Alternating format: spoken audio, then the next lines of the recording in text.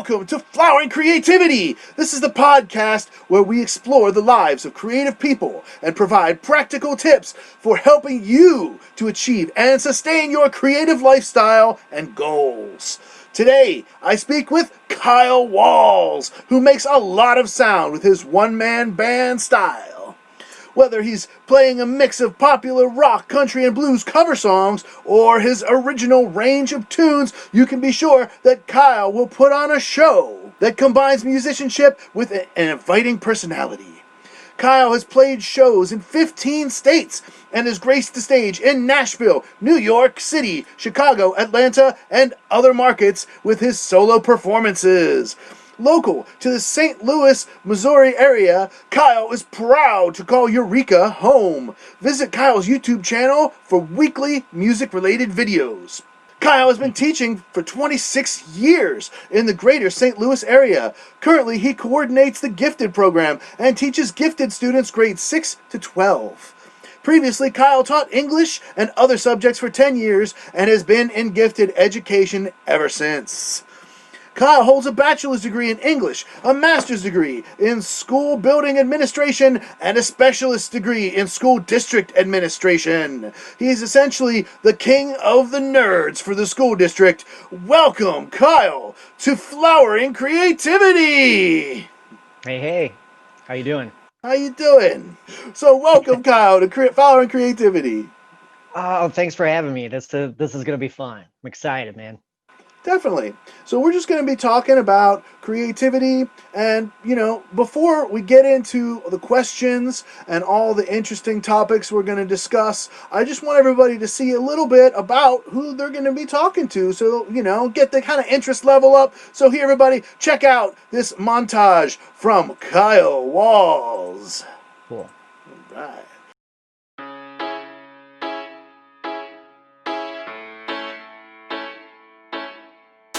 Hey everybody, this is Kyle.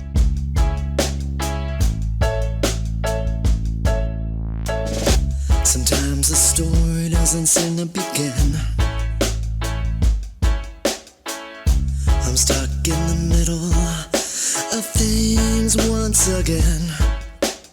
Events move from slow to fast, then it seems like time will never pass. 'Cause there's only one thought on my mind.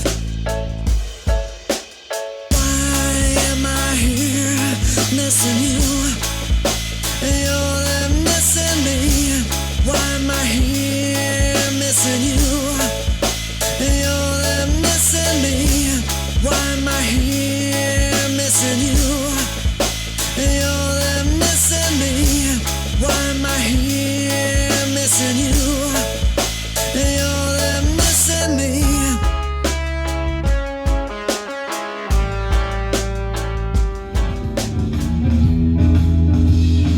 Look at me and say what you want to do.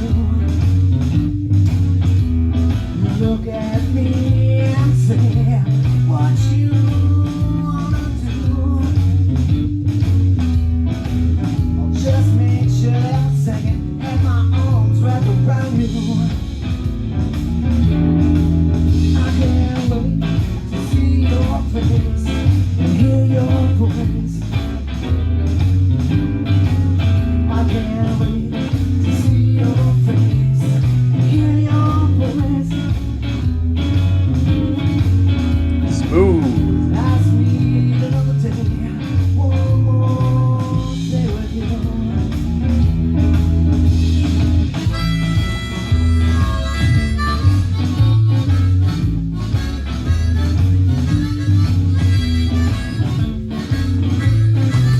You said at the first goodbye you cried. If it wasn't for the picture, now I think you lied. Not born on a little detail, everything cost for me to stop and wonder why. I just wanna say I don't believe in heaven or hell. I just wanna say I don't believe in heaven or hell. 'cause I don't want to see you there. I like that line.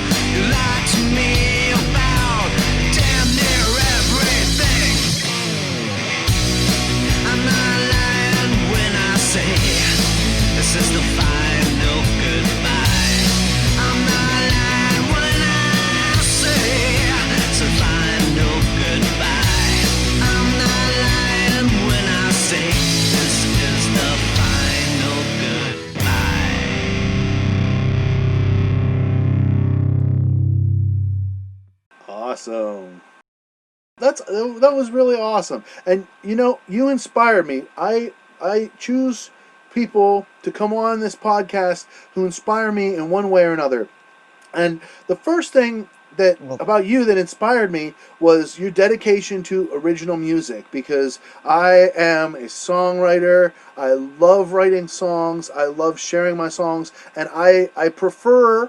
I like watching covers, especially when they're really, really well done or somebody puts a really cool twist on it. But just, I prefer to watch people's original music personally. And then the second thing that really inspired me to have you on right now was your songwriting contest, because I just thought that was so cool to get people to kind of create this online community of songwriters, especially because our normal ways of networking are closed. Our gigs, our open mics, our everything.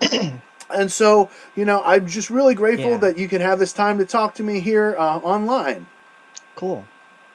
Yeah, I was very happy when, you know, when we were texting and you brought it up. I was like, the whole creativity thing is so me. I mean, what I do, day job, my night job playing music, and, you know, the songwriting part. I mean, it's like I wouldn't be me if I couldn't be creative like that sometimes. So I appreciate what you said. I thank you for that.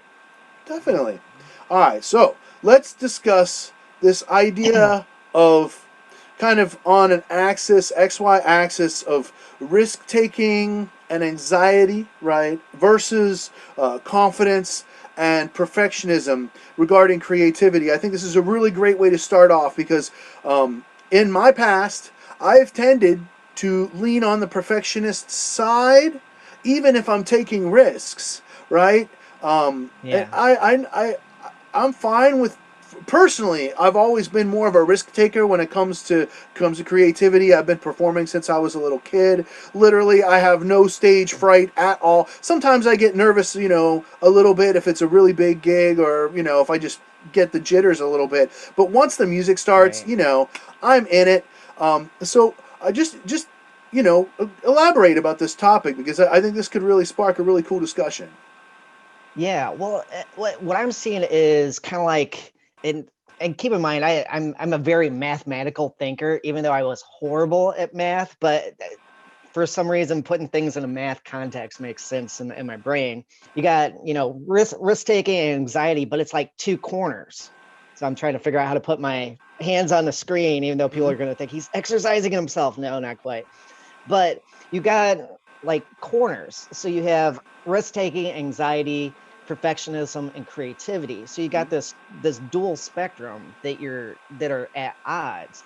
And what I have found, like with students, that perfectionism is a huge barrier to trying, and especially with creativity, is when you envision something, the difficult part, always talking about like songs, is when you hear something in your head, for example, you play it, you sing it, you write out the music, and it's not quite what you heard in your head. And that perfectionism starts to kill your creative urge. And so you're always fighting with that. You're always trying to get that perfect thing in your head as you envision it to come out. And then the other aspect, you talk about performing, you have anxiety, that is a different, source of tension. And I see a lot of students, they can do something really awesome, or a songwriter, write this awesome song, but they don't want to share it. My students will make like some really cool artwork. And the idea is like, okay, now you need to let other people in on this awesomeness that you possess. And they're like, no, and they just kind of cower away. And so this idea that, there's all these sources of tension, and those four really seem to make like an XY axis of tension that we're always trying to fight against. Because some people, like, it took me a long time to manage perfectionism. And actually what did it is, I used to describe it like finding the switch in your brain or your heart, or, wherever you think your switch is for this, but your switch that's labeled I care, and flip it off. And I realized that the switch isn't a good descriptor, but a knob. Because sometimes you need to dial up that knob, and you really care, you really want something done a certain way according to your vision. And then sometimes just dial that thing so it's pretty much off, and just quit caring and do, like to get into the whole Yoda quote of do instead of try, So that was a big potato gun. Yeah. Try not. I don't know if they're gonna flag us for mentioning Yoda there. That's awesome. No, I'm not that great at it. It's fun to practice though.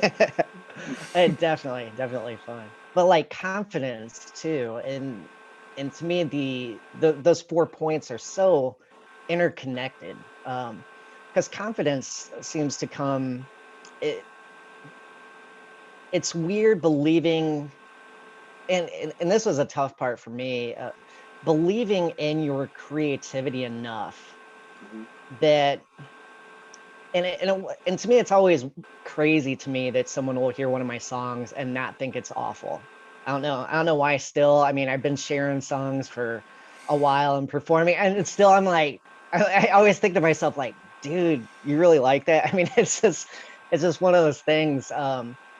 But that confidence thing, it's so weird to figure out how to deal with that, because it's not like, because I've seen some musicians or creative people that get very egotistical, and for me, confidence, like the way I look at it, it's not this ego like I'm better or I deserve something, but it's like it almost starts tapping into that self-doubt. You hit a point with your own confidence where it can help you, it can give you that energy and help you face those risks, help you face that anxiety of sharing.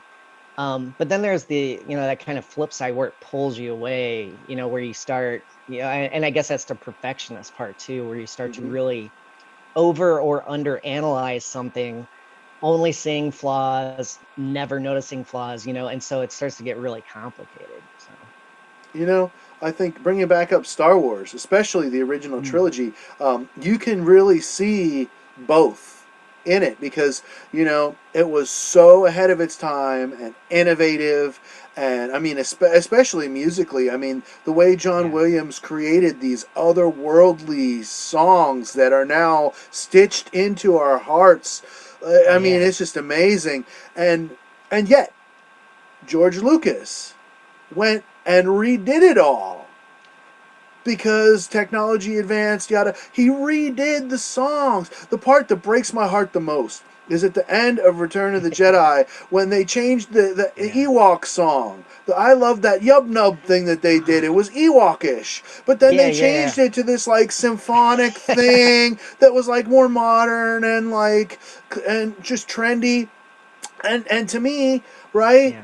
That ruined it. And the Jabba's Palace song too, although to a slightly lesser degree, they ruined that too. I liked the way it sounded like this weird Jabba's music that sounded nothing like anything you would have had on Earth. I loved that. Right. It did not need revisited, maybe remaster it a little bit, that's it. So Yeah. I really see what you're talking about. And as a music teacher myself, I've been giving music lessons for over 15 years, and I've had so many exceptional students that they would bring me their song. Sometimes it'd be written on a notebook, and they would like shyly hand it to me, and then I'd Yeah. be like, "Oh, this is really cool. Can you sing it for me?" And they're like, "You're lucky I let you look at it." Right, right. It's funny whenever Lucas did the revisioning. I mean, because Mhm. essentially that's what he did with a lot of those. I haven't seen those, and I guess because I remember part of that, like I just moved back to St. Louis. I had all this life going on, and having money to go to a movie was not something I had for Sure. a few years when that stuff was out. It made me think about it. It's a weird thing as a songwriter, Hmm. and I mention this every once in a while to people, with songs especially. Like say you write a song and it's like blue or it's country, like old school kind of outlaw, late Hmm. 60s, Cash, Waylon, whatever. Sure. That vibe. It's like try it as a pop song. Try it like with a funk beat, and completely change your expectation of how that song should sound. And that's a really good exercise to take something that you're invested with because you spent the time to write it and Hmm. revise it and think it through, but then to totally pull a Lucas on it. It's like, well, I'm gonna let's just use some software and make like a small scale concerto out of it, use like string instruments, stuff that you would never play in person. Hmm. That's a really cool thing to try sometime. The Yeah. last three podcasts in a row, I've had some really great contributions to the show. With some new customized questions, and so I want to kind of get back to the meat and potatoes of flowering creativity because it's from this pandemic. The need for me to connect with other creatives is where this show sprung from, and it's kind of Yeah. becoming a family. And Cool. since it all came, from the pandemic, the next thing I want to talk to you about is how has the pandemic affected your life and your creativity? It was like heaven in a weird way because I could even though like as a teacher, we went to virtual, and it was the first time in 26 years that like in April on a Tuesday I could wake up at 8 a.m. I mean, that was the weirdest thing to me. But the change in schedule and being completely independent, um, what I had to do with school was very easy to manage, and then I had all this extra time because there's nowhere to go, and it was so awesome to me. And it was interesting coming back when school started up again, and at the end of August, talking to my students because some of my students felt the exact same way as I did. Like, this is like the best thing ever because you can sit around and you are your own boss. And then some of them, are kind of talking, had the same idea as you. It's like, but I miss those interactions, and so Hmm. it's interesting the I guess differences in personality because I'm the type, I guess because I criticize myself. I, I drive my own engine, so to speak, that I've always been completely independent for the most part and stuff. And so it's for me the quarantine pandemic has been awesome. Now I need to elaborate that because obviously there's a lot of non-awesome things to do with that too. Well, yeah, because we're Um, specifically talking about your creativity. yeah. So we're not talking about the death toll or Oh, anything. right. Yeah. Well, and for creativity and how I work, it's like the things I wanted to do, I was allowed to work ahead. And once I ran out of things on my list of stuff to do, I got to come up with more. And Mhm. that was that. I mean, it's still mind blowing to me that I had that opportunity. And with everything else going on, the people missing out on the interaction and stuff, I was able to just really thrive without that because sometimes I get distracted or things like that. don't want to. I hate the phrase interrupting flow when it comes to creativity because, yeah, that I don't know. I'm not a big flow state person. I look at it more psychologically. But anyway, it was nice in ways to just do what I wanted and think of more things to do. Like a year ago, I had everything I wanted to do on YouTube planned out for to like June or July, and now I'm into like 2022 with like weekly Cool. content ideas and all this other stuff. I'm like, That's cool. okay, yeah, it's like okay, I hit the point. It's like I need to quit working ahead and work on now, and I guess that's a part I didn't really think about till right now. Talking about it with you is the idea, make now matter, and that has nothing to do with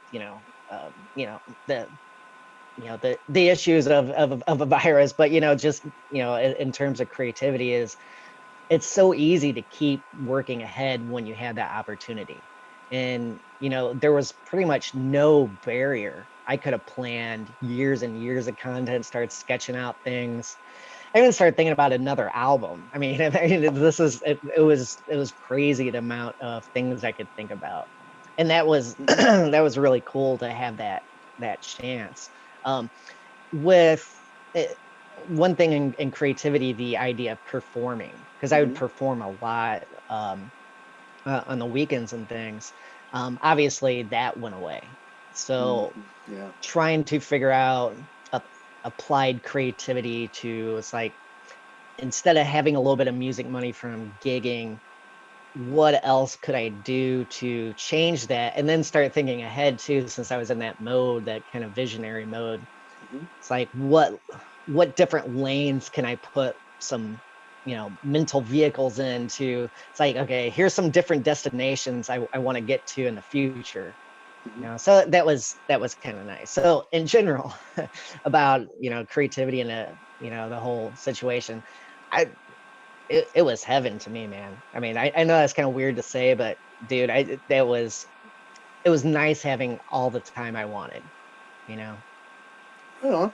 As I've said in all the flower creativities, I feel like jogging is really important, or hiking, getting outside and getting some exercise, preferably in the morning, and getting my heart rate up, even if I don't really get sweaty. Right? Do you have a Yeah. daily routine that helps and aids you with your creativity and your mood? Oh, the way my brain is, and I don't know if you know about like hemisphere dominance. I'm like extreme left and extreme right. So when I take any of those tests, I usually end up right on the right side of the middle. And people are like, "You are not a middle person." I'm like, "Yeah, I know." And so for me, I will lay down at night, man, and think tomorrow I'm gonna wake up. I'm gonna finally do this routine thing. And I've been putting myself to sleep like this for decades. And it never fails. I have never once in my life woken up and done this routine I've imagined for myself, even though it's the same dang thing every time. I just I'll think about it and go, I'm going to do something else, and then I'll just do something else, and it never works for me. The thing, and I guess a way to describe it, like how some people like to clean up clutter, and then some people stack stuff. I would be a stacker, but I'm even though that's not a very good description because of details. But anyway, just to give you a basic idea, like I would know everything in that stack and the order it is, but I would, like if you saw my desk, like on the other side of the camera right now, you'd see exactly what I'm talking about. But Everything has its place, instead but of nobody having but you could find it. exactly, and to other people, it either looks like it either looks like a hot mess or a whole bunch of nothing, and they're like, Okay. "How did you don't have anything here?" Like at school, I am the only teacher with a cleaned off desk. Right on. And my students are like, we know you. How do you do this? I'm like, I don't know. I just do stuff and get it out of the way. It's what works for me. Like instead of a daily routine, and this kind of taps back into the other answer. Uh, I work off lists. that really helps me focus. So as I go through stuff throughout the day, like on my Chromebook, I'll put a Post-it and write down something to do. And then sometime, when I have time that day or the next month or whatever, I'll get to it. And and actually, I do have a stack of some Post-its here on my studio table, of stuff, because I like knowing that I'm accomplishing the stuff I'm setting out to do, because it gives me like a little sense of motivation, like saying, hey, these things I wanted to do, whatever they might be, music related, life related, etc. It helps my brain to know I'm like checking things off, because that lets me know I will have time to think, create, and let my brain cycle when I need to. I think back to like in the 90s, when I was really into like punk and stuff. And there was a zine in St. Louis that I can't remember what it was called, but I remembered this guy was really anti-capitalism. And one thing on there is he had a sticker in there, and he said like something to the effect of, my life is my time. And that has always rang so true to me. I look at things, work. It's like, I love teaching, and I put myself into 100% every day, and I want to end at the last day I teach. I'm going to be like that. I don't want to be an old crusty burnout teacher dude, but knowing that I will have some time to, write this song idea. Like I would, because I know a lot of people think like, hey, I got an idea for a song, I have to write it now or else I'm going to lose it. It's like, you can practice not losing it. So I'll like write down like the chorus idea, like maybe 2 words. And it might be a month later before I'll have time to dedicate. And it's like I reallocate that memory of, writing something down, and then I can get through it. And like the lists help me do that, because day to day, man, I'm not Mr. Chaos, but it seems like I'm the fairy of chaos or something. I'm going around sprinkling chaos dust on stuff. But you're taking the so time routine, to write it down. That's worth Yes. something, Like, okay, so I'm seeing a lot of, like you're saying, elements of left brain and a few elements of right brain, but like you're saying, that it's pretty dominant on both hemispheres. Like when you're in a left brain mode, like making the list, right? Yeah. Or when you're in the right brain mode, where you're kind of just floundering from day to day and you're having difficulty making a routine. Well, So I can see that. like stacking up things. Stacking. That's a total right brain, Yeah. because I know the patterns are there. I can look at that.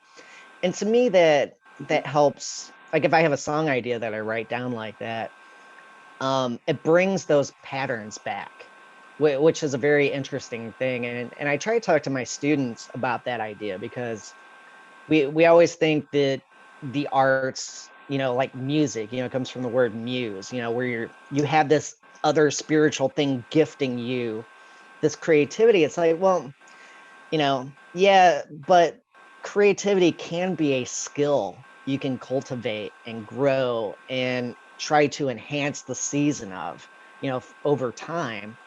And that's what one way I approach it is, you can, break down all kinds of natural gifts and talents and things, but people shouldn't forget that there's a lot of skill that you can build upon, and because like I know a guy that super talented with singing, but he doesn't try to make it better. He doesn't try to own it. He doesn't try to master it. He just goes with, I'm going to get in a flow and do it this way, which is cool.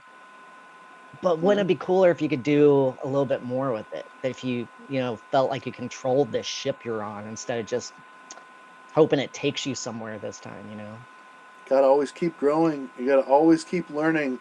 Always. No matter what. Whenever I talk about like managing something like that, there's a hybrid sensibility where you can kind of do both, and if you think about like a task like music, you're using your left hemisphere processing to go through the music. Is this the right key, or am I being modal? Is this going to make musical sense? And then you're also using your right hemisphere processing. Is all this fitting together? Is there harmony? Mm-hmm. Where's the melody fitting? Where's the holes if I want to, improvise and etc.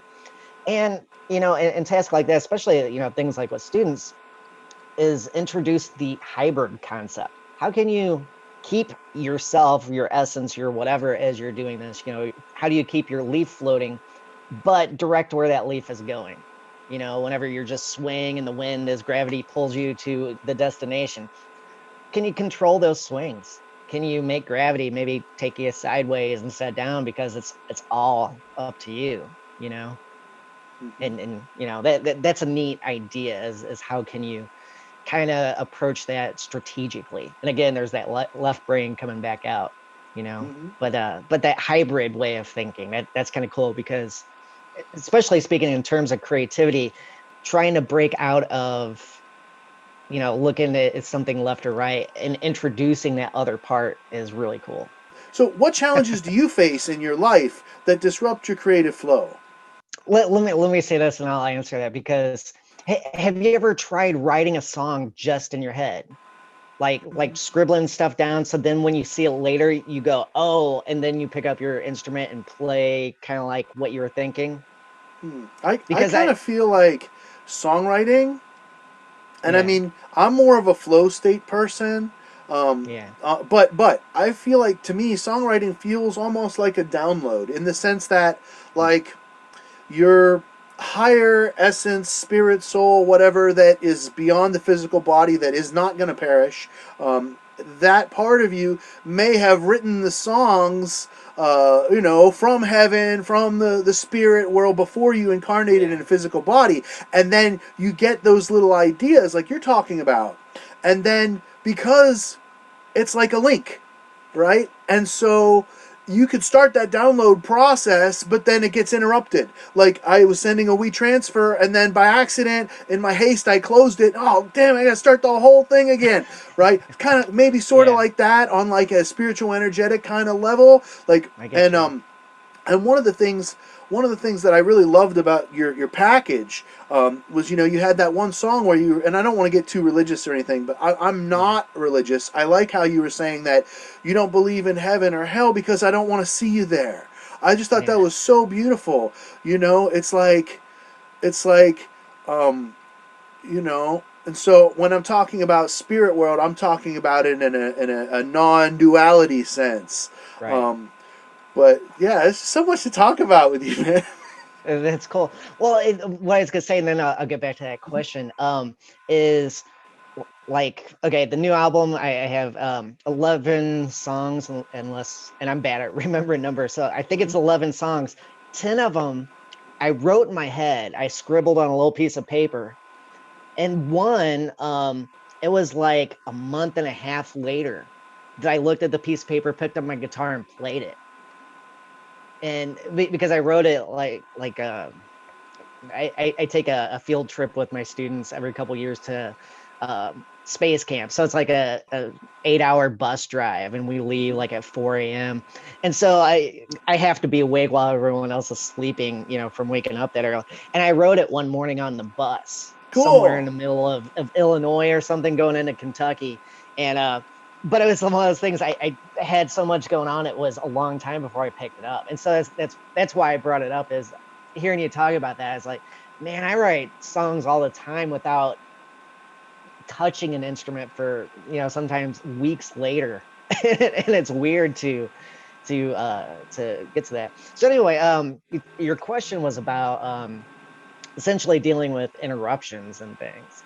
So every morning I wake up and I have to be on mentally, because I'm dealing with 11, 12-year-olds in the morning, 7 a.m., and doing things like standing outside your room, greeting people as they go by the hall. I'll write so many songs standing right there, but I don't have a chance to pick up a guitar or, get a music app, or whatever it is I'm feeling in my head that the song needs. The muse And hits it's when you least so, expect it. yeah.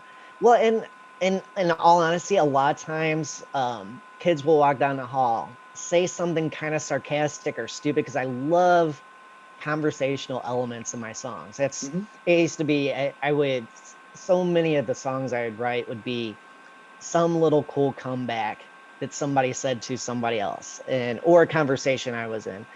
For me, I mean, I'm obviously going to get interrupted, because if a kid comes up, it's like, hey, I had this situation going on, all my focus and energy will stop from whatever creative thing I had going on for me and go back to the kid. And it's been interesting because usually before I spent a few years practicing, usually that would kill the creativity. That would just, just it was like a vacuum, and then it was gone, and then I'd be disappointed and annoyed.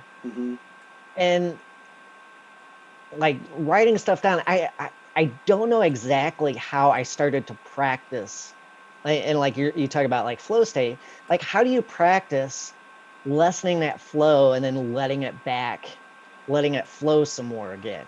Because to me, I've found that for me at least, it's not like a situation. It's not like it arrives at this time and place regardless of what you're doing and wanting to do. So if you miss it, you miss it. And to me, it's like, okay, it's arriving now, but I'm gonna hold off on it. I'm gonna, and it's kind of like, for lack of a better way of describing it, like a task at work. Because what I do coordinating the gifted program is, I might get some big thing in email that I have to address, and it's going to take me hours. And here I am in the middle of class, and I get this thing, and I'm thinking, oh no, I got to deal with this like ASAP, and then I'll have all these other thoughts going on in my head. And it's kind of that way of practicing, like, I have to get back to class, and prioritizing. And it's like, okay, class is over. I need to take care of this thing. It's like, okay, I'm, done all my schoolwork. I'm driving home, and now I can put some of these thoughts back, and that kind of flow state. There's like some sort of plumbing system inside me, and I can, like reroute it. I got a system of faucets that, keep it from dissipating, where I kind of control the leak, for which is a funny way of describing it. But that's been a really interesting thing to do, because like I said, interruptions would kill me. I mean, it would just kill my spirit and bum me out beyond belief. So for me, like, just practicing dealing, even though I wish I had some advice. I wish I could go, dude, Matt, you just do this thing, man, trust me. But I need to figure out those directions, because other people might dig those. Okay, so digging into that perfectionist, how do you deal with excuses on a daily basis? So for me, like, one of the beautiful things about, being a performer is that I've never been shy about singing, playing, doing my thing. When, the pandemic happened and I couldn't gig anymore, my band had to shut down. I just had joined this funk band. It was glorious. We were having so much fun, not making much money, but we were playing and having fun. It was great.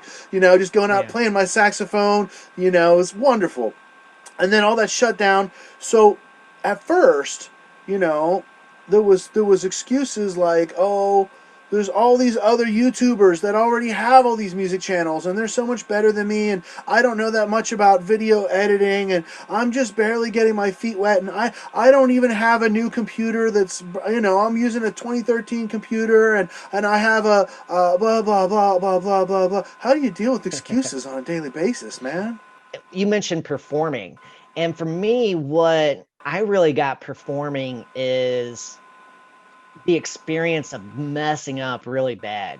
Like the experience, like you show up, you go to solo, and then you do the worst thing ever. It's like, wait, what key is this song in? And you're off. And then it's like, and then of course all eyes are on you, and it's like, and you got to get through that, and it's like,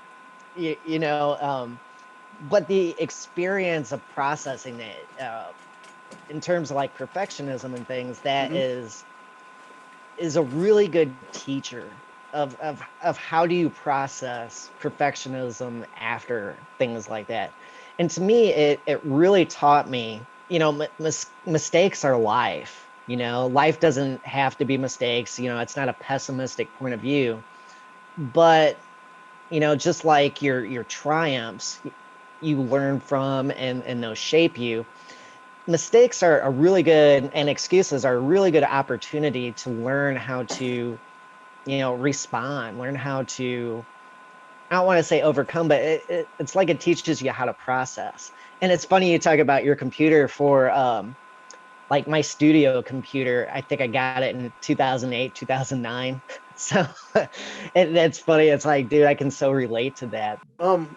Excuses to me, they feel they feel like extremely relative when we're talking about both anxiety, and perfectionism, because excuses could be a trigger for either, the way I see it. And Yeah. like, I don't have the best React videos on YouTube. I don't have the best music lessons on YouTube. I don't have the best covers on YouTube. I don't have the best original songs on YouTube, and I'm not worried about that. Like, Yeah. my level of, DGAF is so high now, because, like, I realize that people like to see your growth. Yeah. People like, you know, sometimes to have it super produced with the studio and all the bells and whistles and the music video, but then other times they like to see just you and your ukulele and your GoPro, and you just sing Yeah. a song. You know what I mean? Yeah. Like, sometimes people like to see you make a mistake, because it reminds them that you're just a person just like them, and it makes Exactly. it easier for people to connect with you. So, you know what I mean? Like, I really just don't care.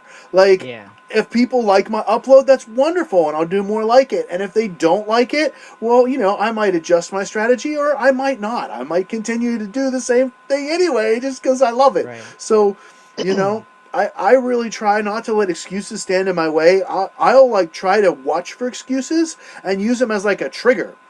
It's like, Yeah. as soon as I get that thought where it's like, okay, this is something I need to be doing, right? Because if I'm not, then why am I trying? If it's not something I need to be doing, then why is there a part of me trying to talk me out of it? And then Right. if that's really a part of me, then how could it talk to me, right? It's Yeah. obviously not Yeah. really part of me, or at least not part of the higher me that wants to manifest this creativity, right? It's Yeah. more of like a body voice, if that Right. makes Well, sense. and hearing you talk about it, I'm thinking, as a teacher, I'm always trying to practice what I preach with my kids, and I think that's why they like, knowing that, I'm at school, I'm the teacher, that's my focus, but they know that I do other stuff, besides just, live and metabolize and all that. They know, and they see, they see me grow my YouTube, they see me grow my Instagram and stuff like that. And they think it's cool that I don't like talk about it and stuff. And I think, like, especially hearing how you're describing, this question some more. I think for me, because of my teaching, I approach things in such a task driven kind of strategy. Like, I look at, like, I, I I'm trying to get this thing done. And the way I grew up, it's like, I grew up not realizing, I was as poor as I was. So it's like I would always figure out a way to get something done in the most minimal way possible, Hmm. and like, producing stuff, music at home, and making videos and things. I'm always amazed when people say, yeah, man, I spent like 2 hours writing a song. I'm like, man, I haven't spent more than like 15 minutes in a few years writing a song, including, these. Not to say that I'm good at it or whatever. I'm just saying, like, you're talking Hmm. about this like excuse thing. I just quit caring. Hmm. It's like, man, just, and part of like my version of the I don't give a crap button or knob or whatever. For me, it's like I tend to look at, creative things in terms of finish line. And I know part of that is like 7 habits kind of stuff, but to me it was always helpful it's like, okay, here's a song idea, now what do I want? I want to get that thing done. and then I just chew away on that progress bar until it's done, because I know I'm going to be thinking of another one. I know I'm going to be thinking of another thing, video, get this video done because I'm going to get this other one. And I love that. I love feeling like I'm just able to be me. So like excuses and stuff, I have a very, it's very different, and again, I need to attribute that to teaching, because I've been dealing with teenagers for 26 years, trying to get them to when they go, dude, I'm bored, it's like, I don't care about bored, we just need it, it's like, here's where we need to go, man, it's like we need to get from A to B, and I'm not gonna quit bothering you until we're there.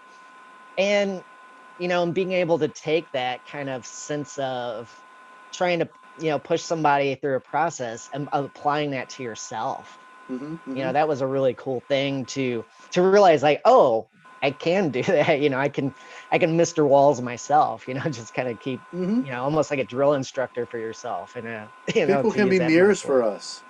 Like whenever I would have students and they would give me their excuses or whatever, that would remind me to be on the lookout for my own excuses.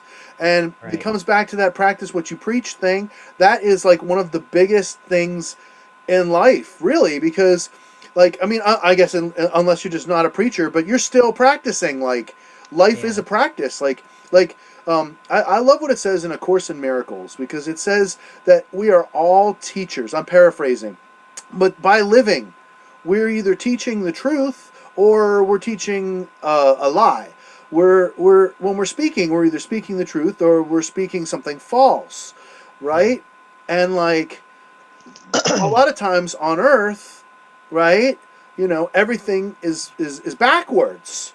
I Yeah. mean, like for example, today, December 18th, they're talking about bailing out the military-industrial complex and not giving people in America money to help them to pay their rent on January 1st. I mean, it is Yeah. insane how backwards things are. You know what I'm Yes. saying? Yeah. So this whole thing, this whole situation with the pandemic and the way America's been handling it, it has been very, very stressful for a lot of people. So I want Yeah. you to talk to me about your stress. How do you manage your stress? Maybe you could start, if you want, before all this, but then I definitely want you to talk about since this stressful pandemic began. Like, man, how do you manage your stress?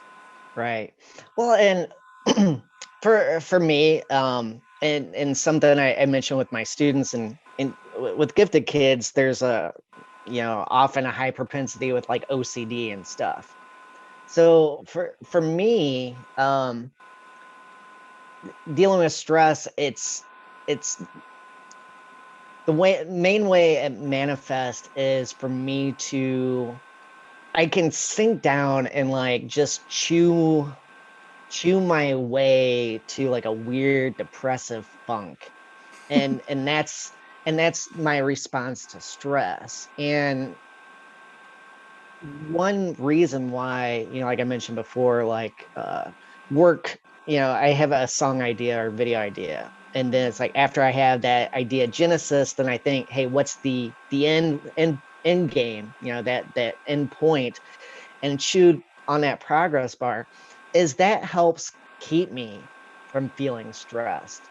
And in some ways, I mean, with the whole pandemic thing, I was so fortunate teaching Mm-hmm. that, financially I still had that. My wife is retired, so she's just, her income was stable anyway. With Mm-hmm. teaching, we had a couple months left, and a lot of the worries, fortunately for us, just because of that, didn't have to deal with in the same way, so for me, a lot of the stress was being, just kind of working on my own kind of depressive stressors, where I could just sit around and just kind of sink into Kyle land, and not come out for, like most of the day. And um and I know it's kind of weird to explain, but going back to the OCD that I mentioned up front, that for me, always working on something helps keep me away from stress, because whenever I do start feeling that stressor, and those tensions of things I can't necessarily manage, Mhm. that is a really, really not good place for me. And so I spend a lot of time not a lot of time avoiding that, not taking any step in any direction that's going to lead me there. And I Mhm. know it's really dumb or seems pretentious for me to say, "Hey, dude, I'm not very stressed," because things in life come up. But I'm very, very selective and I guess rigorous in uh, how I react to it, if that makes Mhm. any sense. Because Mhm. and I think that's something a lot of students recognize with me and people in general. Is like, dude, you're so chill. We could tell you we just killed your mom or something, and you're gonna go, oh, well, did she cry? Or, it's like, it's like you're gonna say something. It's like, and it's like nothing phases you. It's like, well, true, and I'm at school, I'm the unfortunate king of mom jokes, which is a horrible, a horrible thing to have sometimes. But anyway, I think that, kind of gets the point across, at least a little bit, if that makes sense. Right on, man. For me, stress, it comes a lot of times when I'm running out of time. The main way that I've had to manage my stress has been planning. And, me Mm, being a right brain artist, that I'm not, I mean, I go for balance, but I'm just saying, like, since I'm not leaving the house for work, I get to kind of make my schedule as I go. As long as I accomplish everything throughout the day, it doesn't really matter what order I do things in. It's beautiful. I love that. Let's talk about blocks. I'm of the belief that everyone can be creative in one way or another, artistic in one way or another, and it could be like a crafty kind of thing or a construction kind of thing, or it could be yeah. designing kind of thing or an audio visual, whatever. I don't limit. It could be writing stories, etc., screenplays, whatever. I believe that everybody can be creative in one way or another. If it's just weaving friendship bracelets in a really awesome way, like, Right. so people that, and I'm not talking about professionally, even just like as Yeah. a hobby, that's totally cool. What do you do to help somebody that's blocked? What advice would you offer to help them regain some sort of creative flow and what that means to them? To tap into teaching. There is a very, very cool thing, and by thing, I guess I should describe it as I it's like a list of categories of how you could be creative, and it's kind of psychological. But if you looked it up on like Wikipedia, it's called Williams' Taxonomy of creative thinking. And what's cool, um, talking about in terms of trying to regain that flow state, is typically, if you looked at that, you're going to find that you have like some strong preferences for at least one of those, if not a whole bunch of them. And something for me, like one of them is elaboration, where the idea of you take some seed of thought and you expand it, you grow it, you develop it, you take it, in a direction. And I was always one, like as a kid growing up, um unfortunately a lot of my childhood friends were criminals, so like they would bring up something where they're going to get in trouble, and I say, hey, if you do this and this and this, you're probably going to get in less trouble. Like I could elaborate their idea, and that's a horrible example, but I mean it's honest. Um and so I realized, like, when I got into teaching and learned about this list of categories, we all have the ones that we're good at, and also we probably will have some that we're less good at. And to regain that sense of flow, I would always suggest people practice in those weak areas.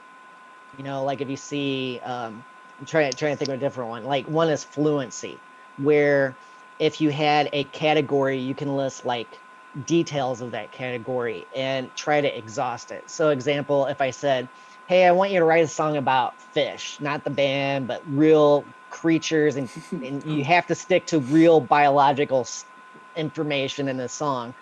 And right now, list 120 things about fish, and then when I see that you're getting to 100, say, actually, let's make it 250, just because to be cruel like that. But the idea is, if you're fluent in that topic, you can go on and on and on.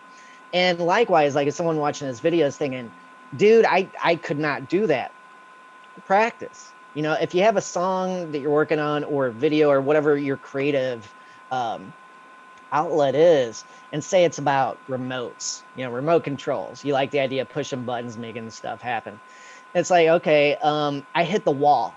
Mm-hmm. Well, to use fluency again is the example. It's like, look up stuff about remotes. What are the buttons called? The little squishy rubber stuff that it's made of. What is that stuff? I mean, we've all seen a broken remote, or at least most of us have, at least people our age. It's like, how does it work? And get into it. What are the circuits like? What makes the connection? I don't know about electronics. Maybe I should learn a little bit about, and this idea of fluency, you start learning in, and you can obviously see, like, by mentioning electricity, you're really diffusing the original topic, but you're generating that flow again. And that's, to me, that's the key. And I know some people might go, oh, well, that's just teacher voodoo stuff. It's like, no, man, it's like, we're all mammals, man. It's like, as much as I'd like to tell anybody, I'm not that predictable of a dude. Well, yeah, I'm kind of a predictable dude in my weird, chaotic way.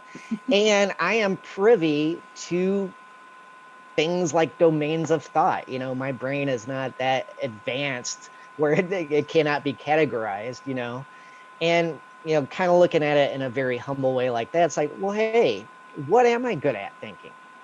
What ways of processing are my strong points? Where do I flex and where do I not? And again, trying to regain that flow state is jump into a different category of processing really helps. Now, of course, like you keep talking about, being self-aware enough so you can realize, hey, I'm falling into this pattern, I want to get out of it. Likewise, you could say, hey, I'm falling into this pattern and I really want to go deeper with this too. And that's something people often overlook, is it's like, we can see our faults so easily, but can we really see our strengths as easly? And that's a tough one, and yeah, you could keep it internal and private, it's not, but that idea of, if you can do one, you can do the other too, We're going to get ready and head over to Patreon for some bonus questions. But before we do, I want you to just tell us briefly about your new album, and I want you to let everybody know where they can find you online. Awesome. Well, I've been releasing an album slowly throughout 2020 on YouTube, doing a song a month since February. The last song of Blood Candy, the forthcoming album, will be posted January 1st of 2021. The album will officially be out in February of 2021, and you can get it on Spotify, here, of course. I do have a topic channel, and they always make really goofy videos. But it'll be on Amazon, iTunes, and all those places where you can find music. But you can find me on YouTube, and I do have a Patreon. I never know how to say that correctly.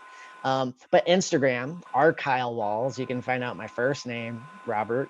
But Facebook, Snap, and Twitter, just regular old Kyle Walls on there. And I'm the type of guy, if you have questions about something, you're going, hey, I see that you do this with your guitar, do this with a looper, or scratch your nose this way or whatever, I'm going to respond. And I, conversations like that are fun to me. So Cool. Yeah, feel free to scratch your nose in my manner.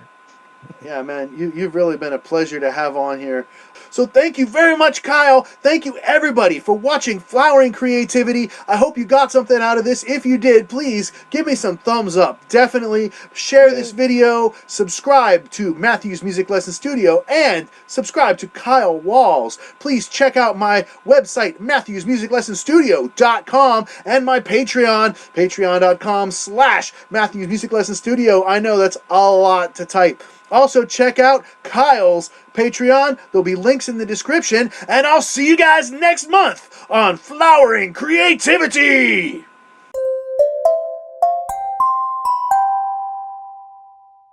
Thank you very much for joining me on Matthew's Music Lesson Studio. Please share this video, like, and subscribe. And did you know that you can get online music lessons from me on Zoom? I recorded MP4 for you, and you can then review that lesson forever. You can have it so we can go over it, you can practice along with it, and then that way, no matter what, you can relax and enjoy the lesson. So please, MatthewsMusicLessonStudio.com. I'll see you guys next time on Matthew's Music Lesson Studio.